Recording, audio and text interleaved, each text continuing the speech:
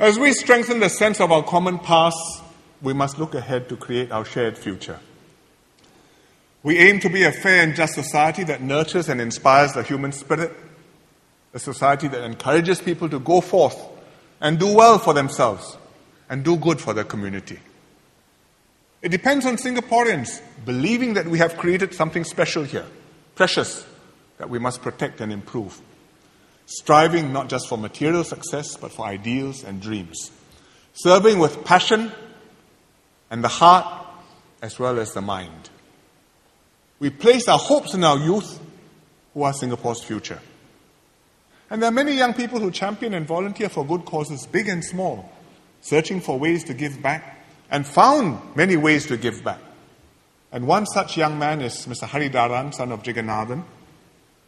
He was born with cerebral palsy, but it didn't deter him. He went on to do well for himself, and he's making a big effort to help others. He graduated from Ngee Ann Poly, and now he's working for Ministry of Finance. This is his office, Vital Shared Services. And he's active in community work in the Poly, in the NYC, National Youth Council, in grassroots organizations, even in the Toastmasters Club. And he also mentors other youths to do good for the community. Last year, he took part in the YOG Torch Relay. And I quote what he said, "My greatest achievement is in adapting to society with what I have, and at the same time playing my part in making it better. For this society is mine." Another young man who's also committed himself, done well for himself despite difficulties and difficult family circumstances, and is contributing back, is Mr. Muhammad bin Muhammad Johari. He is the eldest of 5 siblings. His parents divorced when he was 9 years old.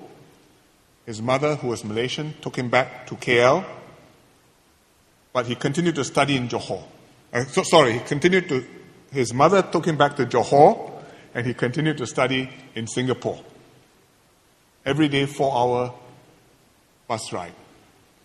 And he had to grow up quickly because the father was not in the family and he was the eldest sibling, and he had to be the father figure in the family. So every day, 4 o'clock in the morning, get up, go to school. And not only made it on time for lessons, but topped his cohort in ITE College West this year, won the LKY Model Student Award, and got direct entry into electrical engineering, Ngee Ann Poly, 2nd year. And he's in Ngee Ann Poly now. He's an active volunteer.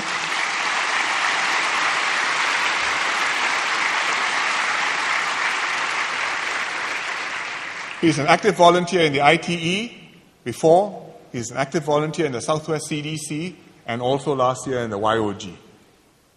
And here's what he said when we asked him, "Why do you do this?" He says, "The reason I strive to be better is to improve on my own weakness. And it's my successes that ensure the well-being of my family. As a son, it is a responsibility I proudly carry and uphold." So young people like Hari and Muhammad embody the Singapore spirit.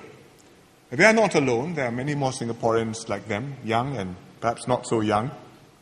And they're creating opportunity out of adversity, proving we can when others say we cannot, striving to make life better for our fellow men.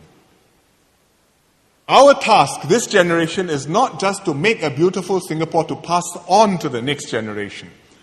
Our task is to engage many more young people like Hari and Muhammad to make building this nation, building Singapore, their own mission, so that they embrace this passion, this responsibility to keep on transforming our nation for the better.